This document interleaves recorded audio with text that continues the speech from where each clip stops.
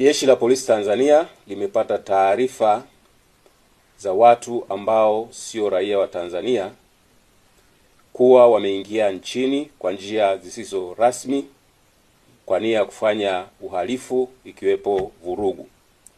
Watu hao wanajifanya kuwa wanafanya shughuli mbalimbali ikiwepo bodaboda. Taarifa zinasema watu hao wapo katika mikoa ya Arusha, Dar es Salaam, Mbeya, Mwanza, Songwe na mikoa mingineyo. Wakati jeshi la polisi linaendelea kuwafuatilia ili kuwachukulia hatua kali kwa mujibu wa sheria, mwananchi yoyote ambaye amempangisha au anaishi na raia yoyote wa kigeni asiyefahamika na anafanya shughuli gani na mienendo yake ni ya kutia mashaka, atoe taarifa haraka sana kwa viongozi wa serikali za mitaa, wakuu wa vituo vya polisi, wakuu wa polisi wa wilaya, makamanda wa polisi mikoa, au atoe taarifa kwa kupiga simu kupitia namba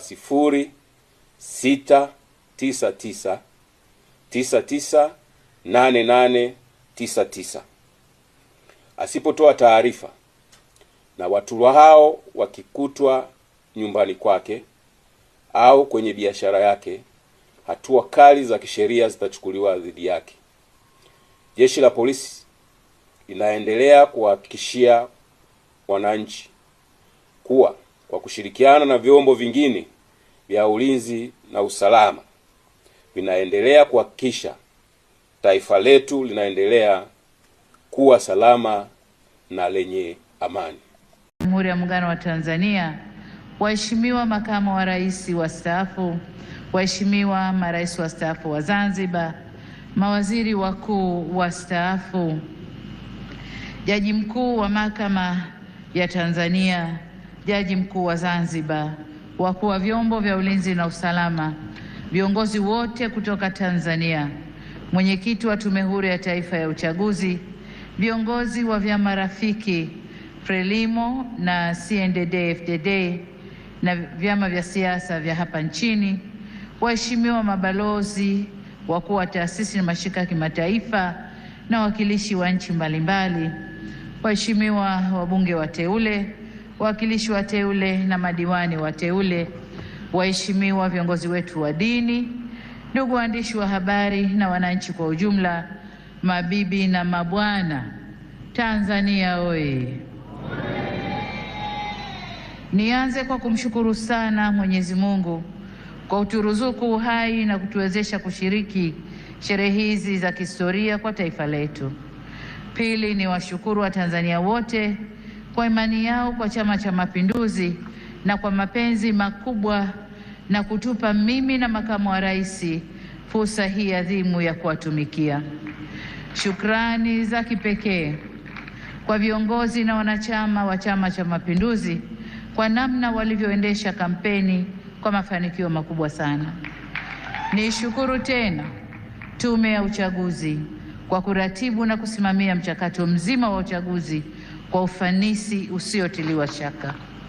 Ndugu viongozi na ndugu wananchi, katika uchaguzi huu tulikuwa wagombea 17 kutoka vyama mbalimbali vya siasa nchini tukiwania nafasi ya urais wa Jamhuri ya Muungano wa Tanzania. Napenda kuwashukuru sana wenzangu 16 ambao kwa hakika wameonyesha ukomavu wa kidemokrasia kwa kuendesha kampeni ambazo tulishindana kwa hoja na sote tulionyesha kuwa siasa sio vita. Tumemaliza vyema uchaguzi na kumpongeza aliyeshinda. Aidha, nitumie fursa hii pia kumpongeza sana Rais wa Zanzibar na mwenyekiti wa Baraza la Mapinduzi, Mheshimiwa Dr. Hussein Mwinyi na vyama vya siasa vilivyoshiriki uchaguzi Zanzibar kwa kumaliza uchaguzi kwa salama na amani. Zanzibar oye! Pongezi zangu pia ziwaendee wote walioshinda kwenye nafasi za ubunge, ujumbe wa Baraza la Wawakilishi na udiwani kote nchini. Kwa wote niwaambie, uchaguzi umekwisha. Sasa baada ya kuapa tukafanye kazi ya kulijenga taifa letu na kujenga utu wa Mtanzania. Waheshimiwa marais, viongozi, ndugu wananchi, shughuli inakuwa nzuri na ya kufurahisha ikihudhuriwa na ndugu zako wanaokupenda.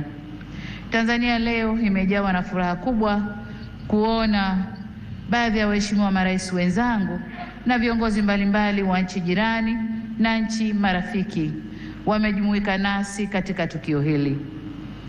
Pamoja na kwamba tulitoa mwaliko kwa muda mfupi, kwa wale walioshindwa kushiriki, tunatambua uzito wa majukumu yao na tunajua mioyo yao ipo pamoja nasi.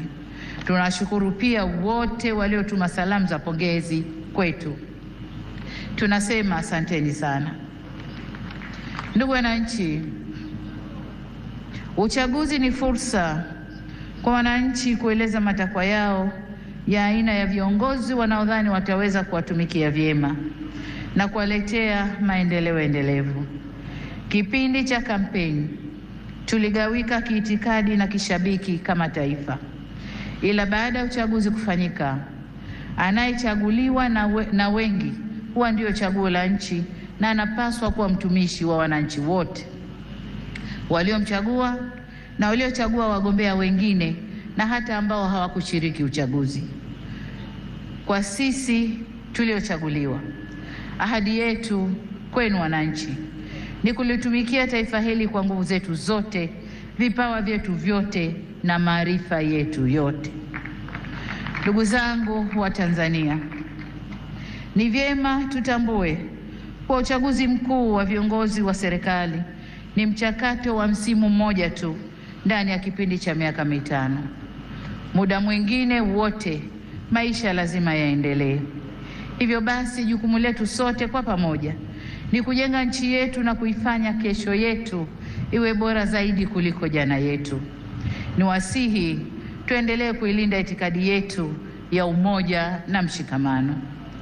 Ndugu zangu, wote tunaitakia mema nchi hii, tumesikitishwa na kuhuzunishwa na matukio ya uvunjifu wa amani, upotevu wa maisha na uharibifu wa mali za umma na mali za watu binafsi kwenye baadhi ya maeneo hapa nchini, hasa kwenye majiji na miji. Kilichotokea hakiendani na taswira na sifa za Kitanzania na sio Utanzania.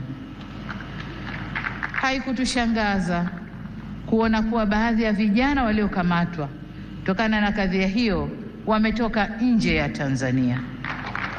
Vyombo vyetu vya ulinzi na usalama vinaendelea kufuatilia na kuchunguza kwa undani zaidi kilichotokea na kuirudisha nchi katika hali tuliyoizoea kwa haraka. Kamati ya ulinzi ya kitaifa na kamati za ulinzi za mikoa na wilaya, na wataka muhakikishe kuanzia leo maisha ya wananchi yanarejea mara moja.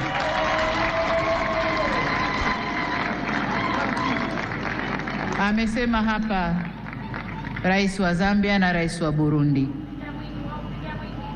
Machafuko ndani ya nchi si mema, hayana bei, hayana thamani na si faida kwa yoyote yule. Kwa hiyo ndugu zangu, niwaombe sana tuzingatie umoja, amani na utulivu wa nchi yetu. Ndugu zangu, nitumie fursa hii kutoa onyo kama mama, kutoa onyo kwa wale wote waliochochea uvunjifu wa amani, na nawataka watambue kuwa vurugu na uvunjifu wa amani huishia kupimana nguvu na uwezo wa kujihami, ila mazungumzo huzaa mshikamano. Sasa tuchague lenye manufaa kwetu, kwani usalama wa taifa lolote hulindwa na wote kwa nguvu zote na gharama zozote. Ndugu viongozi na ndugu wananchi, kama kawaida kwa nchi zenye mfumo wa kidemokrasia hualika waangalizi wa uchaguzi kutoka jumuiya za kimataifa na kikanda kuja kushuhudia mchakato wa uchaguzi. Uwepo wao huongeza uhalali wa juhudi zetu za kuhakikisha uchaguzi unafanyika kwenye mazingira ya uwazi, haki, heshima na utawala wa sheria. Kwa muktadha huu, tunazishukuru jumuiya zote zilizoleta waangalizi wa uchaguzi. Kutoka Afrika, tulikuwa na waangalizi kutoka Umoja wa Afrika AU, Jumuiya ya Nchi za Maziwa Makuu ICGLR, Jumuiya ya Maendeleo ya Kusini mwa Afrika SADC na Jumuiya ya Afrika Mashariki EAC. Pamoja na hao, tulikuwa na wengine kutoka maeneo mbalimbali ulimwenguni. Makundi yote ya waangalizi yameshatoa taarifa za awali na tunawashukuru kwa kuwa nasi, na kwa heshima kubwa tumepokea maoni yao. Hata hivyo, kama alivyowahi kusema Rais wa awamu ya 3 ya Jamhuri ya Muungano wa Tanzania hayati Benjamin William Mkapa mwaka 2000 wakati akiapishwa kuwa rais, na hapa ninanukuu kipande tu cha hotuba hiyo kinachosema: nawashukuru watazamaji wa kimataifa kuja kushuhudia uchaguzi wetu ulivyofanyika. Walipotusifu, tumepokea sifa hizo kwa unyenyekevu mkubwa. Tumesikia pia waliodhani hayakwenda sawa, na mengine hata sisi wenyewe tumeyaona. Maagizo ya kutuelekeza nini cha kufanya tumeyakataa. Ushauri wao tutauzingatia ili tufanye vizuri zaidi siku zijazo. Mwisho wa kunukuu. Ndugu wananchi, sifa moja ya mwanadamu ni kutokukamilika. Aliyekamilika kabisa bila kasoro yoyote ni Mwenyezi Mungu peke yake. Ndiyo maana katika shughuli au harakati za wanadamu tunaunganishwa na mawasiliano, mazungumzo na maelewano. Au kwa maneno mengine, tunaunganishwa na uwepo wa suluhu. Suluhu yenyewe sio suluhu mimi, lakini hata suluhu mimi nitafanya kazi yangu ya kuunganisha taifa. Kwa hiyo tunaunganishwa na uwepo wa suluhu ya mambo katika jamii zetu. Kama mnavyofahamu, katika kuliunganisha taifa, serikali ya awamu ya 6 tulianza na falsafa ya R4 inayosimamia misingi ya kuzungumza na kuelewana, kuvumiliana, kubadilishana au kubadilisha mwelekeo baada ya maelewano na kuendelea kujenga taifa letu. Tunapoendelea mbele, hatutachoka wala kurudi nyuma kwenye kusimamia yote yanayohusu kujenga umoja na mshikamano wa taifa letu. Ndugu wa Tanzania, mkusanyiko wetu leo hapa sio kwa ajili ya kuwazawadia walioshinda kwenye uchaguzi, la hasha, bali ni matakwa ya kikatiba ya kukabidhiwa dhamana ya kuwa mtumishi mkuu wa taifa katika kuleta maendeleo endelevu kwa maana ya uimara wa kiuchumi, kisiasa, kidiplomasia na kijamii. Ili tuweze kuyatimiza hayo, hatuna budi kuhakikisha tunahimizana umoja na upendo kwa nchi yetu. Tunadumisha amani na kuheshimu sheria za nchi. Kinyume cha hayo, maandamano, vurugu, uvunjifu wa amani husababisha maumivu na havileti manufaa wala faida kwa yoyote yule. Ni wasihi wa Tanzania tuchague hekima badala ya ghadhabu, busara badala ya mihemuko, upendo badala ya chuki, uvumilivu badala ya vinyongo, umoja badala ya mgawanyiko, na amani badala ya vurugu. Lakini vile vile ni wajibu wetu kuchagua unyenyekevu badala ya kiburi na huruma badala ya hasira. Taifa letu ni moja na lina nguvu zaidi kuliko mtu yoyote yule.